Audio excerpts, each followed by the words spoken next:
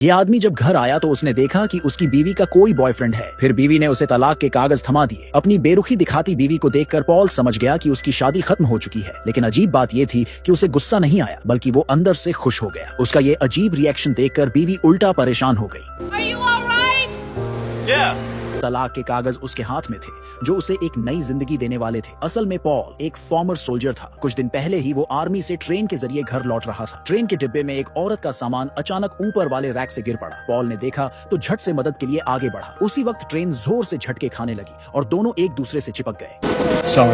No, it's my fault. इसी अफरा तफरी में मियां ने गलती से पॉल का टिकट उठा लिया। दोनों को तब इस बारे में कोई अंदाजा नहीं था, लेकिन किस्मत की चाल चल पड़ी थी और उनके रास्ते आपस में जुड़ चुके थे। पॉल ने मियां से पूछा, तुम ठीक तो हो? पर मियां को उल्टी जैसा महसूस हो रहा था और फिर अचानक उसने पॉल के ऊपर उल्टी कर दी। पॉल को लगा कि मियां को सफर में घबराहट हो गई होगी। वो चुपचाप बाथरूम चला गया अपनी शर्ट धोने। जब वो कपड़े बदल कर वापस आया, मियां अपनी सीट पर सो चुकी थी। पॉल ने भी सोचा कि थोड़ा आराम कर लेता हूँ, लेकिन जब वो उठा, मियां ट्रेन से उतर चुकी थी और पॉल को गलत टिकट होने की वजह से बस से धक्के मारकर उतार दिया गया। अब उसके पास कोई चारा नहीं था। उसने दूसरा बस पकड़ने का फैसला किया। इंसिडेंटली वहीं उसे फिर मियां मिल गई।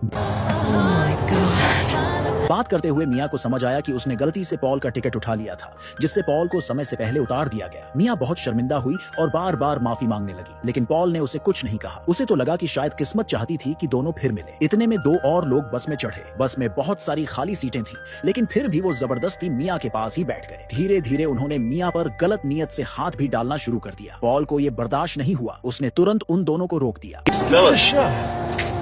Lady doesn't want to be bothered.